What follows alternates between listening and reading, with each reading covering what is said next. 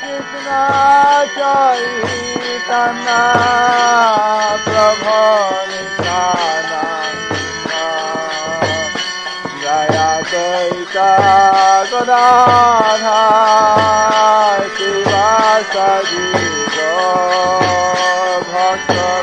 The following is a lecture given by His Holiness Jayapataka Swami on December 17, 1982 in New Orleans, Louisiana. The class begins with a reading from the Śrīmad Bhāgavatam, 8th Canto, Chapter 19, verse 41.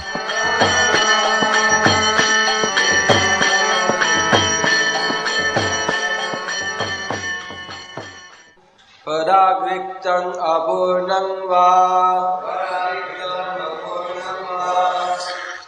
Aksharam yattadum iti Yatkinchit iti bruyat Tena richeta vaipuman Bhikshave sarvamum kurvan Nalam kamena chatmane. Translation. The utterance of the word Om signifies separation from one's monetary assets. In other words, by uttering this word, one becomes free from attachment to money because his money is taken away from him.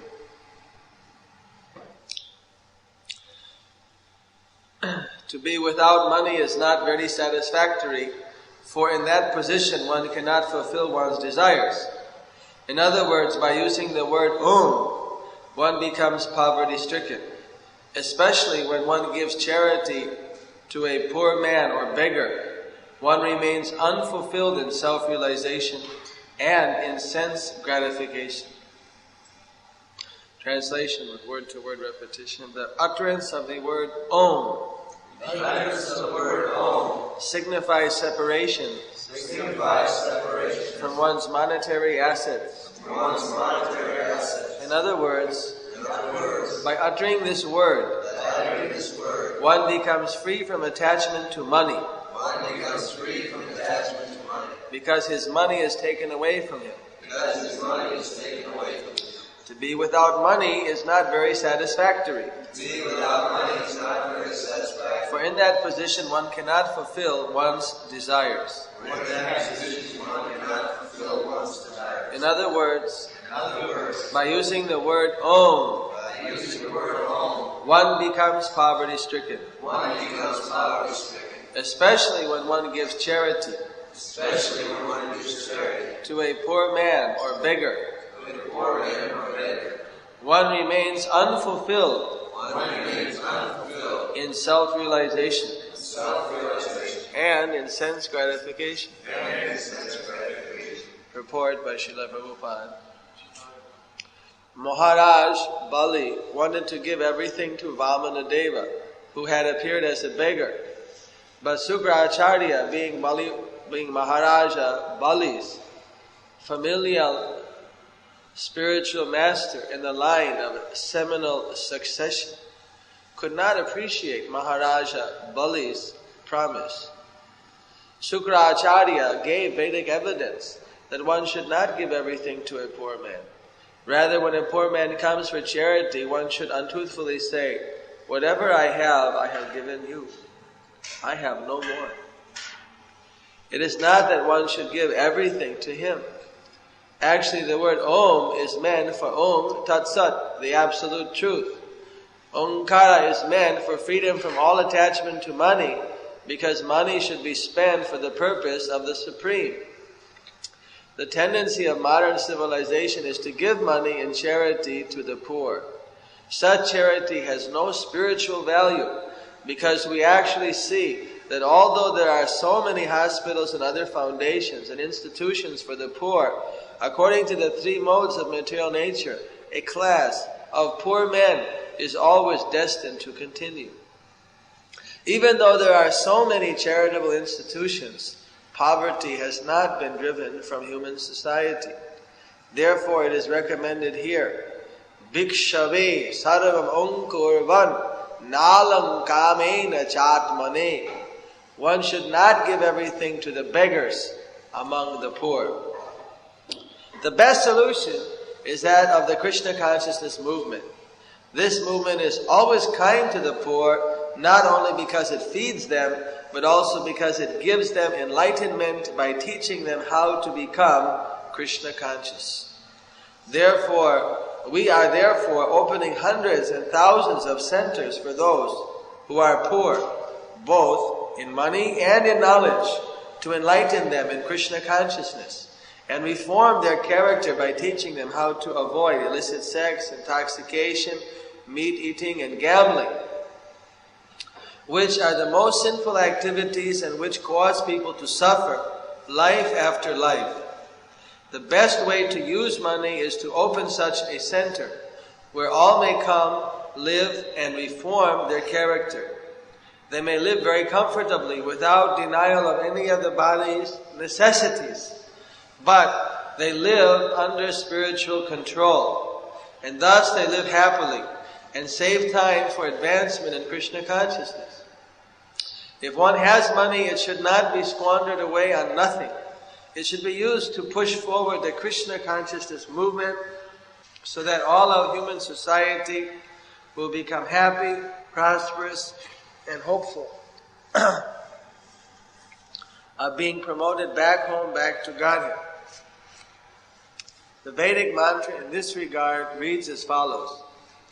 Paragva etad riktang aksharang yat etad iti tad yat kinchit iti ahatraivasmai tad richyate sayat sarvam kuryat richat atmanang sa kamibhyo nalang syat.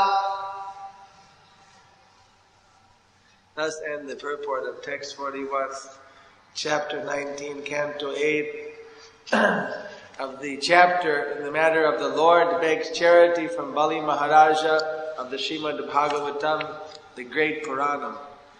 Now we know why India is broke. Too much Om. Not enough Hare Krishna.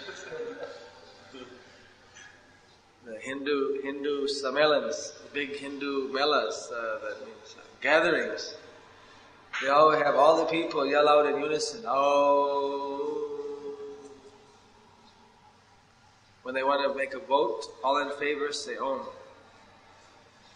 Then they give their charity not to the Krishna conscious people, but only to opening hospitals for beggars, all these things. So here we can see Supracharya's own. They're going to be separated from all their wealth. That's why they're so poor. They stop serving Krishna because of Shankaracharya. Philosophy, impersonal philosophy.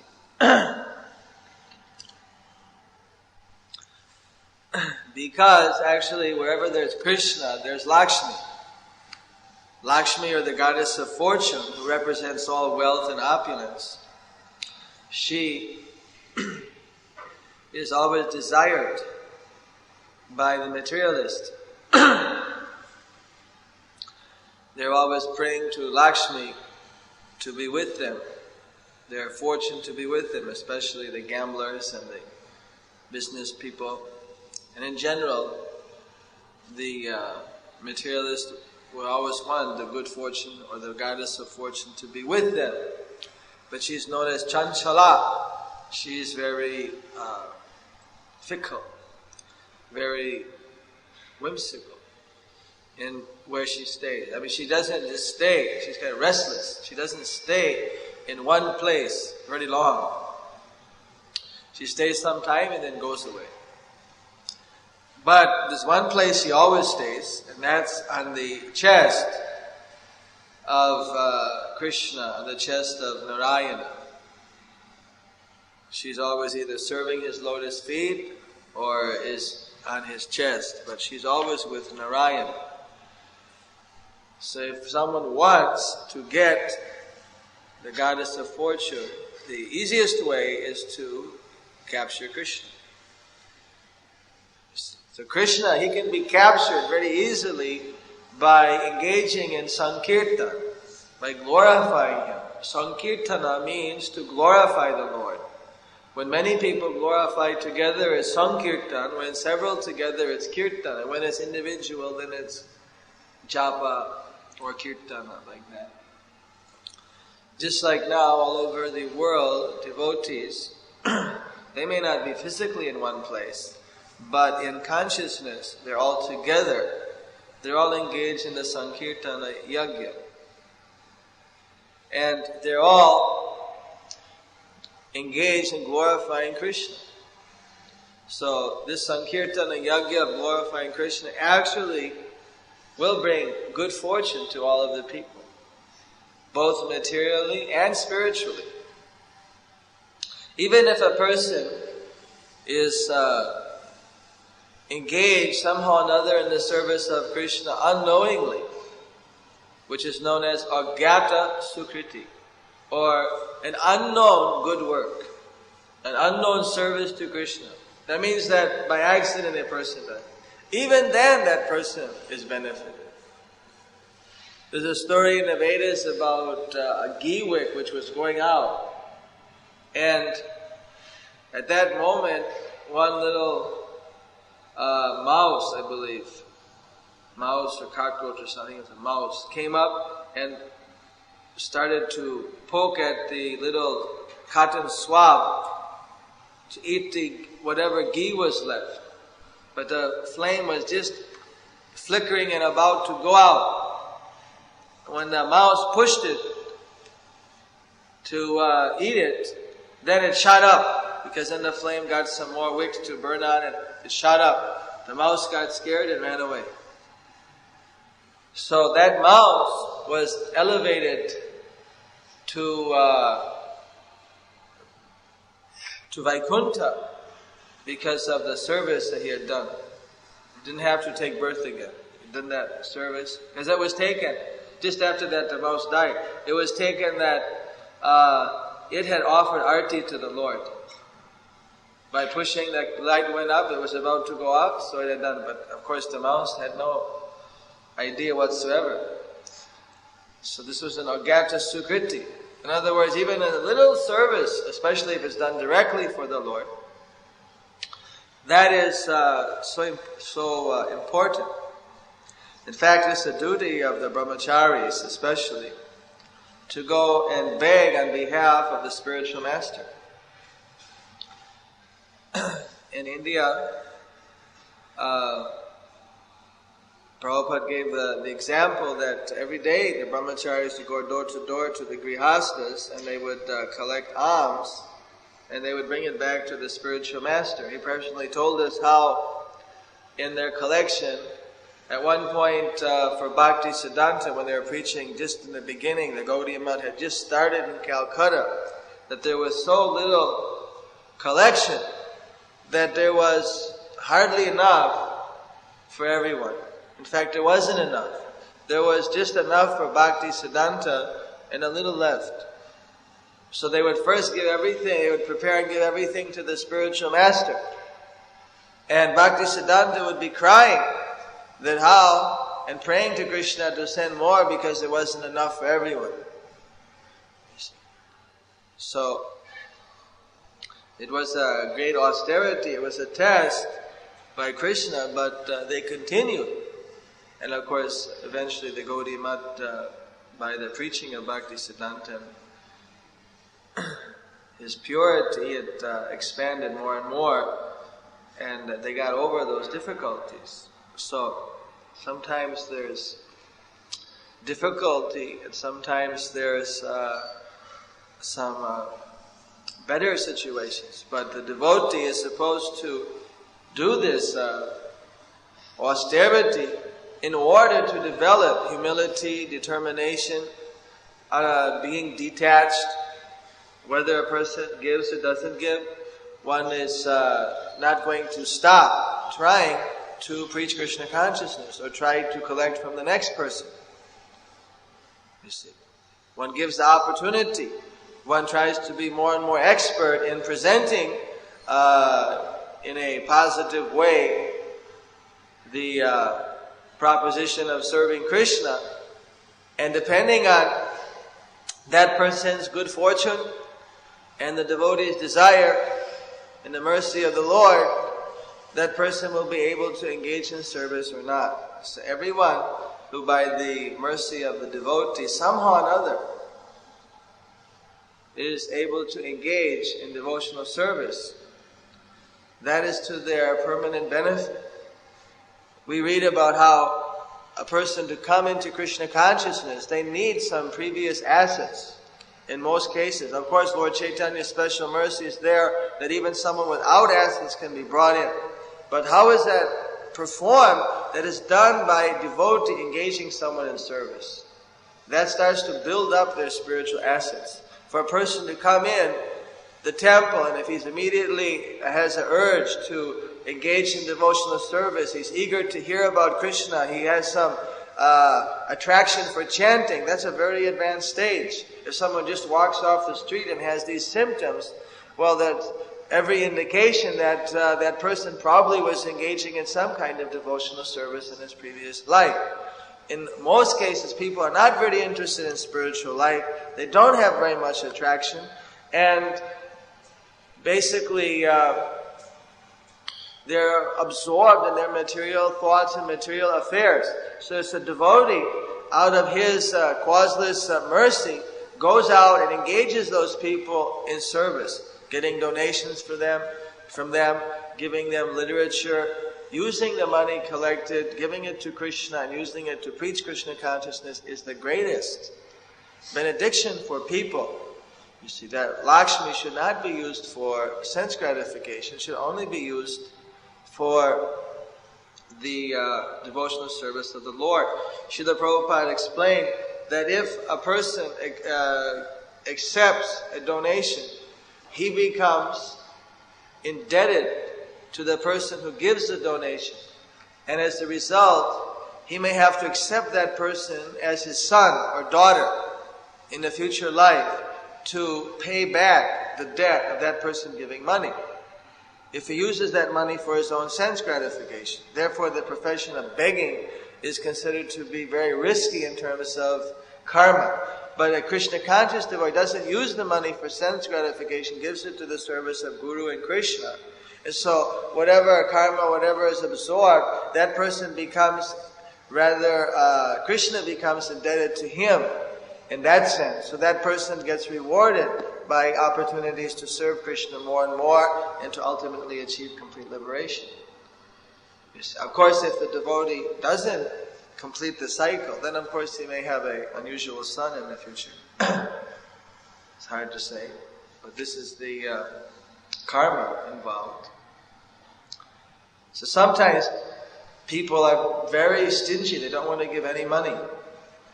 I remember that one time the devotee was preaching in Calcutta and the person was very, very friendly. Oh, you are great devotees. You have blessed my house. You know, the very, very enthusiastic type Indian gentleman. And after about an hour of it, talking and preaching and very friendly, the boy asked if you could pay 1 rupee and buy a magazine. She gave him a magazine. Oh, what a beautiful magazine. This is a wonderful thing. Big house. And then he said, yes, could you give a donation of 1 rupee to cover the printing cost? He said, oh, it is not free.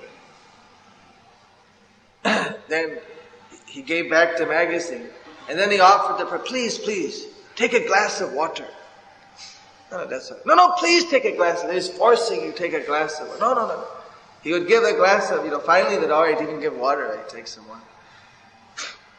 So sometimes you get people that they're so miserly that to actually do some practical service to Krishna, they just don't want to do it. They're willing to do everything but actually part with that thing which is dear to them, their money, their Lakshmi, and give it to the service of Krishna. One other story Prabhupada told us that there was a brahmachari who was collecting door to door and nobody was giving any donations. Nobody, nothing. No, nothing. They just, every place he was going, they were refusing. So finally, he went to one house and the lady of the house came out. He said, can you offer any donation for the service of Guru and Krishna? And she called back to her husband who was sitting eating his meal. She says, there's a brahmachari here. He wants to know if we have anything to give. He said, no, we don't have anything. said, nothing, anything. He's at nothing, it's anything do we have. So tell him you can have the ashes from our wood fire. He says, oh, you can have the ashes from our fire. What is the value of ash? He said, no value. It's like, yeah, you can have our cigarette butts from the ashtray. It's nothing. So, the brahmachari, by that time, he said that nobody has even offered anything. At least they're offering something. So he said, all right, give it, why don't you? Why all the talk? And Prabhupada was laughing. Give me your ashes. Stop talking about it. The point is that even they talk about it, but then you give it, at least go through the effort of giving something, a benefit. So, generally, the grihastas, we see here Sukracharya, but his mood, this is alright, give a person a donation, but tell him it's all you got. Just give him some token. This is Vishnu, he's going to take everything. This is what he's actually saying. This logic may be alright for some ordinary beggar. But of course, this is Vishnu. He always said, this is Vishnu, he's going to take everything. So Bali Maharaj, he's a devotee at heart. His grandfather is Prahlad Maharaj. He knows that my duty is to give to Vishnu everything. He's the possessor. If he's begging from me, and I promise, how can I refuse him? The Sukracharya is using the ordinary morality, ordinary logic of the Vedas. That if some beggar comes, obviously don't give the beggar everything. Because then he'll take everything and may misuse it. And you won't have any money. How you'll be able to materially be function, and how you'll be able to spiritually be able to engage in your service to Krishna. That's like a material moral instruction of the Vedas, practical instruction. For ordinary cases, this is not an ordinary case. Vishnu himself is coming. You see. So in the same way that people might think that, well, I should give something to these devotees, something to these people. But actually, even if they gave everything, they wouldn't be the loser. If they give everything to an ordinary beggar, they may lose. But if they give everything to a devotee, even if they give more than what they would think is ordinarily appropriate, actually still they benefit. Unlimitedly. They so much more. In fact, there was one great businessman in Calcutta who was very devoted to Bhakti Siddhanta. And at the end of his life, when he understood Bhakti Siddhanta, Saraswati Thakur wanted to build a temple at Mayapur for Lord Chaitanya. He gave every last penny, lakhs of rupees, everything. He was what they call lakapati. That means he was 100,000-aire, which in those days was like being a millionaire in these days. And he gave everything right to the last penny, the last paisa. Gave the whole thing to Bhakti Siddhanta, and then Bhakti Siddhanta, I believe, only gave one Babaji. That was the only person he gave Babaji. He said he wasn't able to do much preaching. He was always doing business. He was old. He said, you just stay here. He just stayed by that temple and chanted japa for the rest of his life and did little service in the temple. That, just as you go on the gate of the Lord Chaitanya's birthplace, you see on the left, there's a little temple, and that person's deity is there. They put a little deity, and his samadhi, I believe, must be samadhi or some temple there.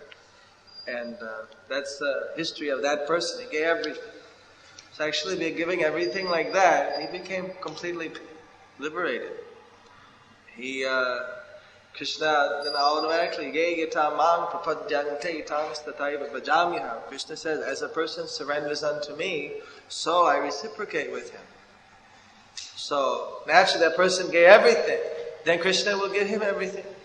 Give him his eternal devotional service. Krishna sees how much we're holding back. If we don't hold anything back, if we're trying, or at least we're trying to not hold anything back, then naturally Krishna will reciprocate fully. So, in every type of service, there are certain times when there is an intense opportunity of surrender. You see. In temple president service, there are times which are very trying, which put a lot of pressure on a person. any time in different preaching. There are these times of pressure. Well, in Sankirtan, of course, the time when the most pressure is put on is during the time of marathon, when one, all out, from morning to night, tries to focus all of the energy. And especially in the West, there's a good opportunity that comes, is this Christmas time, when people still, to some extent, have some kind of a mood of giving in charity. And actually, they're generally just giving to beggars, or they're generally giving just to their own family members. Charity begins at home. It usually ends there too. But in a general, they have a little bit of a giving mood. They get some bonus or some extra paychecks also.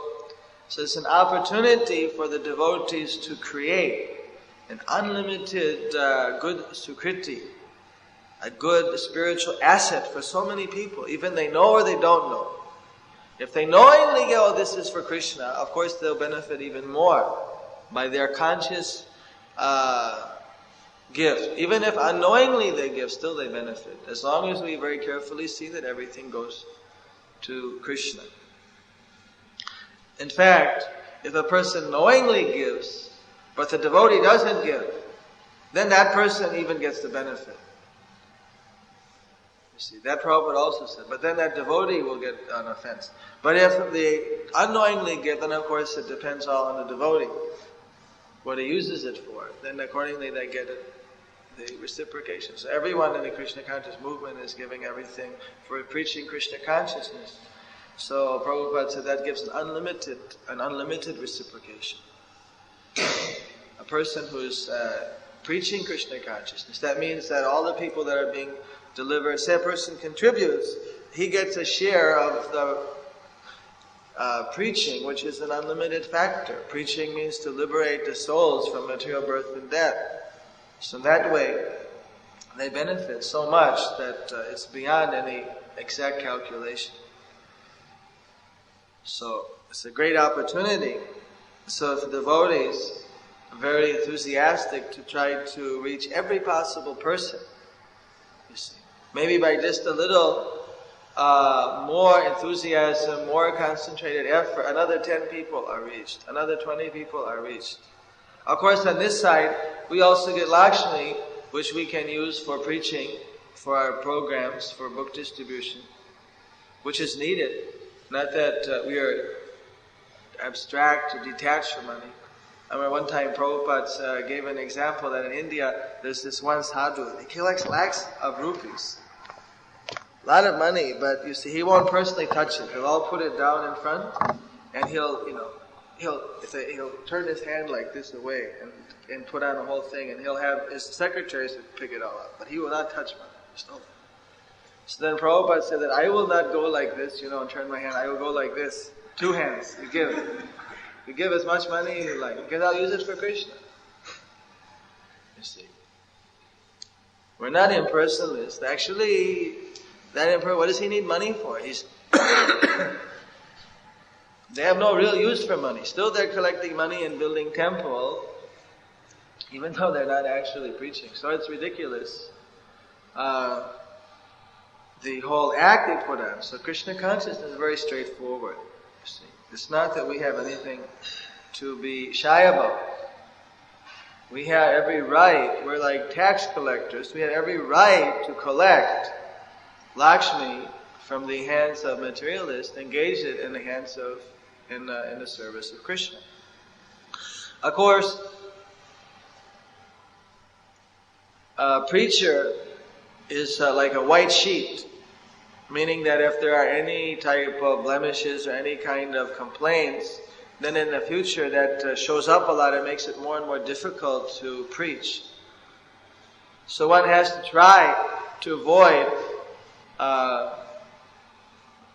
creating any kind of stigma in people's mind for giving in the future. That means that that one has to use some discretion in using the different tactics.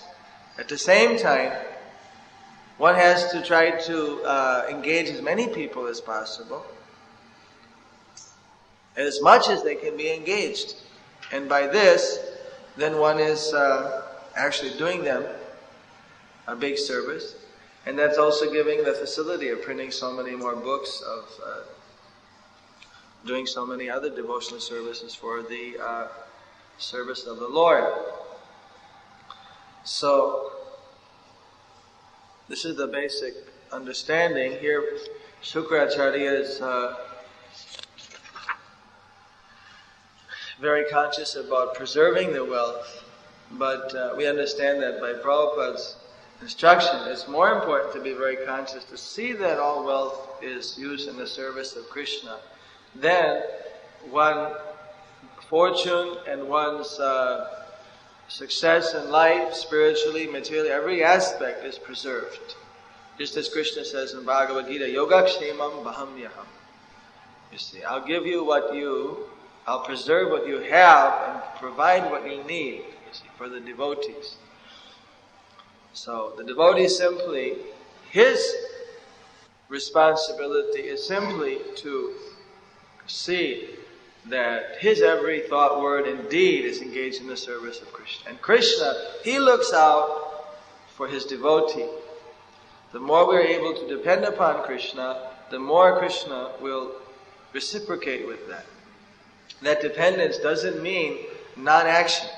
It means an active dependence. It means taking initiative to serve Krishna under the guidance of Guru, under the guidance of the Vaishnavas, under the control of the spiritual discipline, and within that service learning to depend on Krishna, learning to take one's enthusiasm, take one's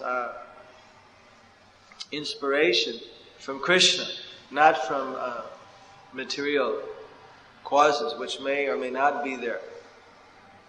So this way one becomes very steady and becomes very determined more and more to be fixed in Krishna consciousness. Hare Krishna, Krishna Krishna, Hare Hare, Hare Ram, Ram Ram, Hare Hare. Any questions? Yes? So isn't it ultimately the whole purpose of staying time is not only to collect money, but to help people improve, even if they can give a penny, not so much as you make a lot, even you try to give them something, at least you can't give something, whatever you do. But it's not that maybe a devotee is in a lesser position because he didn't make a lot, he was out actually trying to distribute some kind of mercy is the best position. Well, best, what do they say? Good, better, and best. If one side of it is a devotee, how sincerely he's trying. If a person is trying and not diverting any energy, it's just like everything has its intensity. A person may be engaged the whole time, but then the tempo or the momentum may be, say, half speed of what his potential was. Just like in a type of war situation, a person is just pushed to the limit.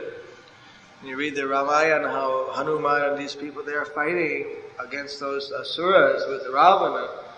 The fight was so vicious, and so, they're lifting mountaintops, and they're having their arms cut off, and then they're just going full speed day after day after day.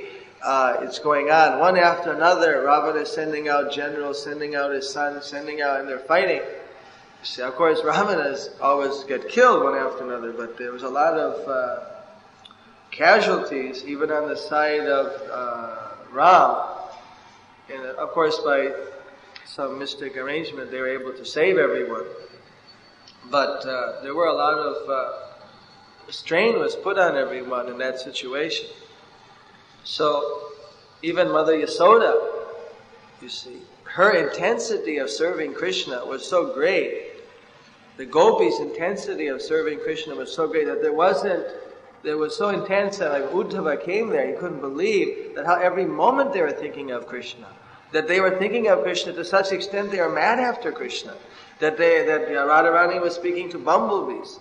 We find that Yasoda, she was always completely in anxiety for serving Krishna.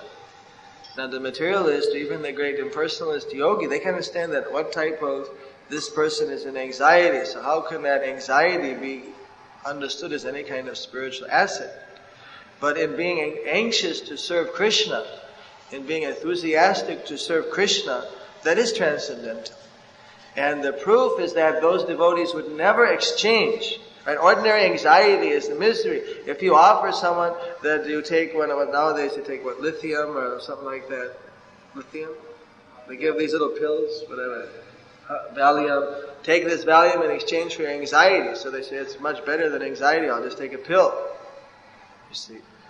Or they take something else. They take a drink or something. Everyone wants to get rid of anxiety. But these devotees, they never want to get rid of their anxiety. That anxiety, because it's filled with love for Krishna. So, of course, a devotee should not be, in English they say nonchalant, or they shouldn't be just like, take it for granted. Obviously, there will always be that desire to be more fixed up, to be more enthusiastic. Enthusiasm is not a absolute, there's not a constant that at this point, there's enthusiasm is something which can always have higher and higher dimensions. So of course, in that sense, a devotee never feels self-satisfied that, I've peaked, now I'm at the apex, I've done it, there's no greater position I can go to. That mood is not there in devotional service, it's one of ever increasing. But when it gets to a certain point, it's already so exalted that from any objective viewpoint, you can understand that person is already completely liberated, that there's all the energy is going simply to Krishna, and therefore there's no karma being produced whatsoever. So of course in the beginning, there may be less intensity in our devotional service. Even we're more or less able to keep our consciousness, but it's just like heat. You have water, you put a little heat on it, and you see when it gets closer and closer to boiling, the water is moving so fast. You can see if you put a little grain of rice in it, it's moving around, and finally when it boils, it's just, exploding the water. So like that, our devotional service can also have more and more heat put on it.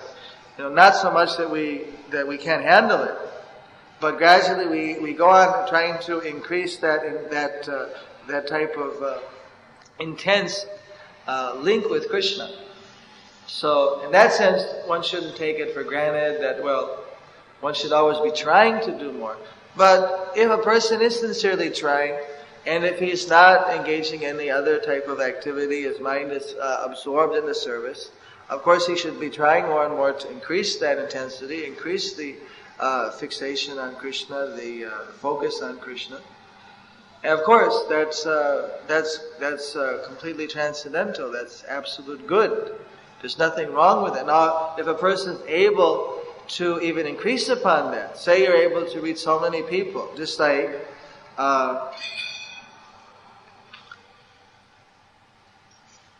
person's able to engage 100 people, and they give something for Krishna.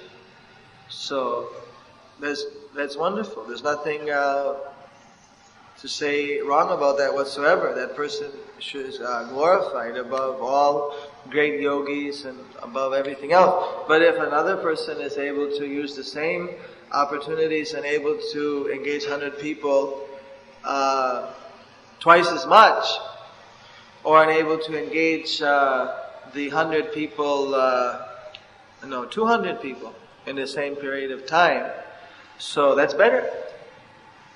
Not that we don't say it's better. Surely it's better. If Krishna is going to judge, each person may have a capacity. It may be that person is even working only at half his capacity. Due to some materially, a person may have that much physical strength that he's working at full capacity, he reached 100. Another person may be so physically and mentally strong, he could reach 500, but he needs 250. You see. So in that sense, Krishna is going to be the ultimate judge to what a person has a capacity also materially. You see. Just like sometimes when a cripple or something does some devotional service, people are very amazed that, oh, that person is crippled, how is he doing it? Because he has a little less capacity for material activity, still he's doing it like that. So Krishna is going to see better, good, better, and best. You see, best of course is if one is completely absorbed. You see. At a certain point it becomes, at least from our point of view, that a person is so fully absorbed that there's no spilling of any energy. And the person gets that reciprocation from Krishna constantly. And the people are engaged not only in giving, but actually they become attracted to surrender to Krishna, to chanting Hare Krishna. So we're always trying to go higher and higher in our intensity of devotional service, but we don't look at it in a material sense, that if a person doesn't have the same capacity, but he's trying hard, then we're completely, that person is glorified. We can't consider exactly on that level, but of course, a leader or a senior person who's responsible to help that person devotional service should see whether or not the person is working up to their capacity.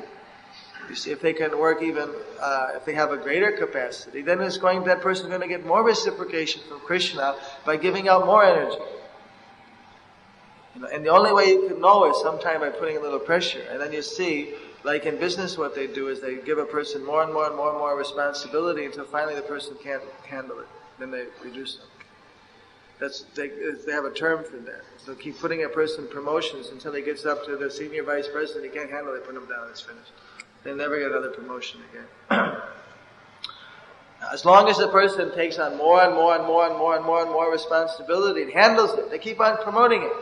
And if he peaks off, he doesn't handle it anymore. Alright, that's right. You stay in this position. It's very hard for them to get promotions. So it's like that in devotional service. We go on, the only way we can know what our capacity, take a little more. And if we find that our consciousness is strained, we get too distracted, alright, then we say, then we take the humble attitude and we try to maintain whatever level we can. So these types of intense pressure, it also builds up. It's like weight, builds up our capacity also. Sometimes we take just intense for a short time. We can take a little extra load. All the time we may not be able to maintain, but for a little time we maintain, and then that actually increases our capacity more and more. In the Asian Games in Delhi, person, he did a press or something, snap, I don't know. He did some kind of a weightlifting. He did 358 kilos. Broke the world record. And so they're only allowed 3 in the Olympic Games. But he'd already broke the record. And then the other person said, I want a chance. Because he had done 357 or something like that. So then because he was already, so there's extra snap. The competition was already over. But this is just for making the record because all the judges were there. It was official. So then the other person snapped 385, and a half. Beat by half. Then the other person, I get one more chance. And he did, whatever, the 350, whatever was another half a kilo. Because, at that moment there was so much pressure and there was such, so that they had some extra special, were the times when if I didn't, if I just stuck to it and I tolerated that stress and I worked under it and tried to fulfill the duties that Prabhupada gave, that was the time when after I surrendered to the stress, after I just went with it, I didn't try to fight it, but instead I tried to surrender and just go with it, I found the most intense feeling of reciprocation with the previous spiritual masters and Krishna. So, generally we all have our little governor in our consciousness, how much we want to give to Krishna. We don't realize it, but we have a governor.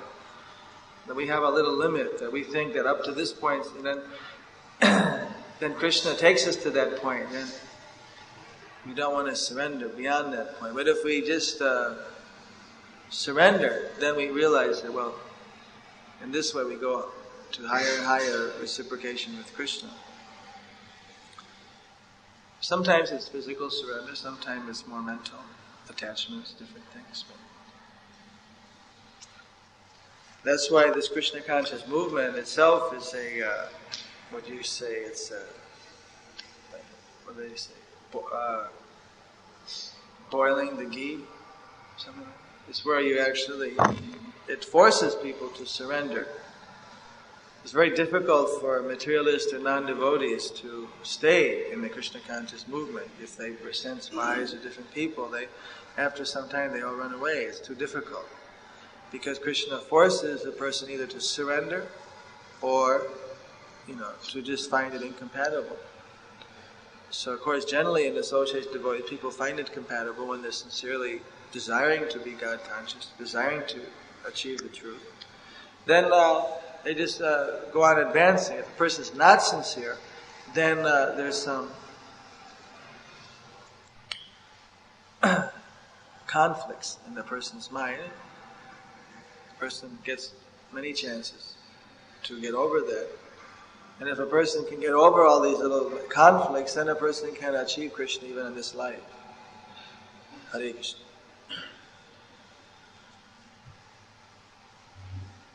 More questions? More questions? Where does the stress come from when someone is increasing his emotional stress? Why is it there? Attachment. Also, sometimes the distress is external. Sometimes obstacles are put up by demons. So that creates a kind of a distressful situation. But if a person, by learning to surrender to Krishna at those times, by being tolerant, you see, we have to learn tolerance. It's something that we've forgotten. It's something that can be, a tolerance level can be built up. You see, just like in the airplane I was flying over, and in Singapore Airline, there was one person who was very nasty to the steward, but the steward completely kept his cool, and just returned by saying, "Yes, sir, I will." The person was completely obnoxious, completely, to say off the wall or something. But the person just became very cool in reciprocation, and just very suavely, replied to the person. I was in Eastern Airways, and some person was drinking a few drinks and just said a little something. And the American guy, he said, "You're not getting any drinks? You want to stay on the plane? No drinks. Otherwise you get off!"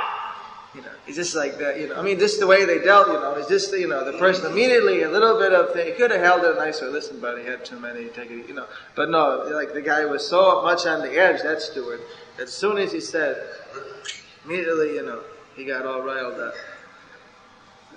And so, it's a question of training. Therefore, Singapore Airlines gets the #1 rating in the world. And Eastern rate, it's not even on the rating. It's within America. They don't even make the top 10 anyway. But Singapore and Swiss are considered to be the best service in the world in terms of airline. Just because the steward, they're trained for that. So we can also be trained in tolerance. You see.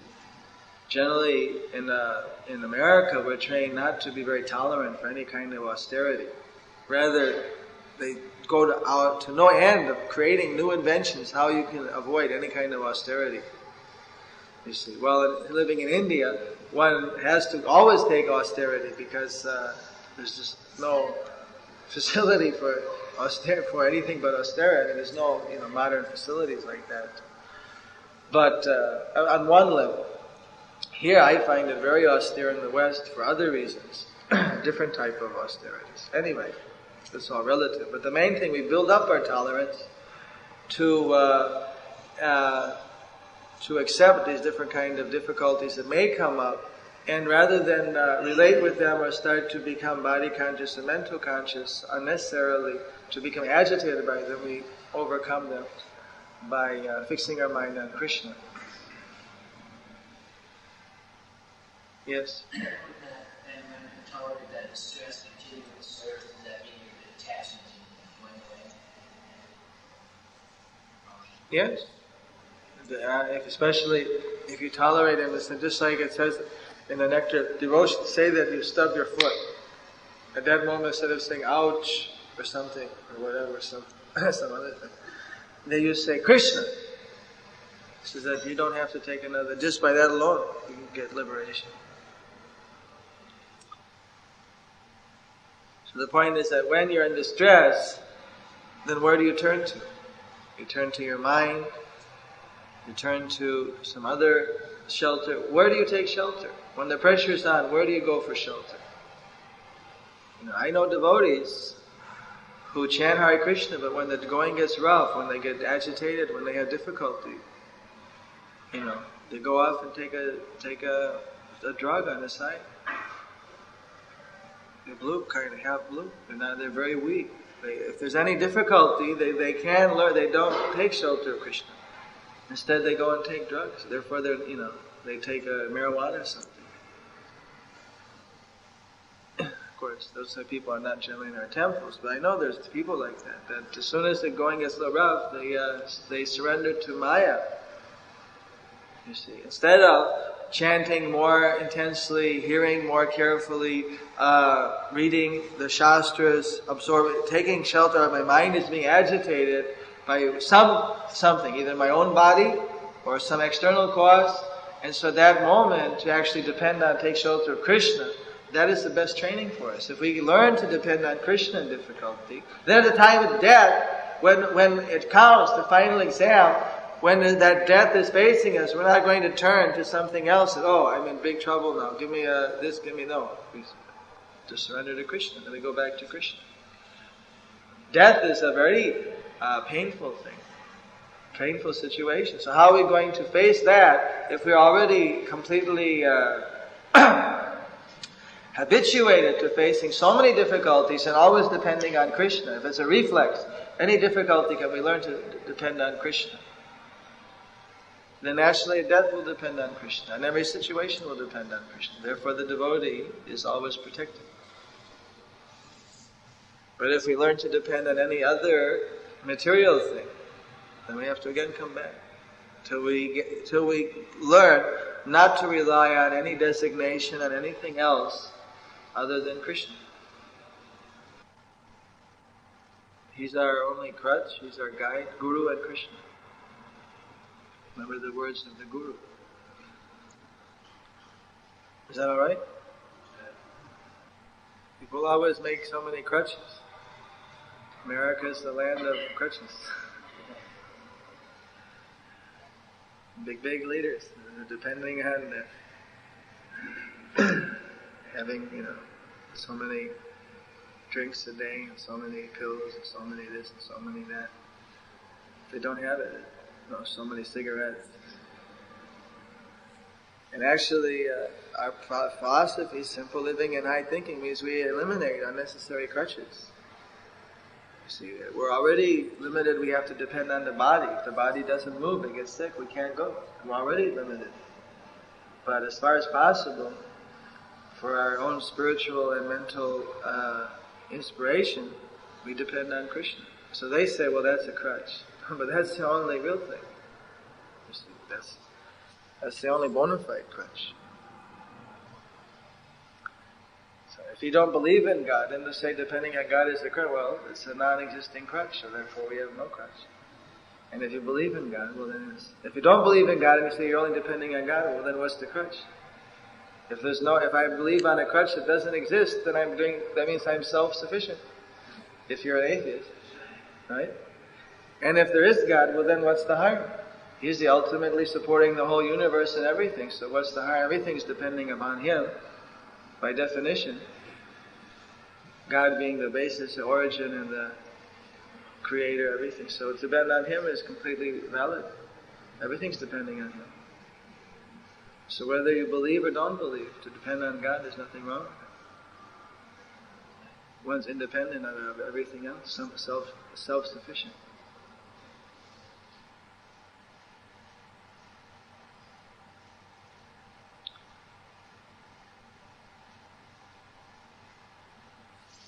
Hare Krishna. Hare Krishna.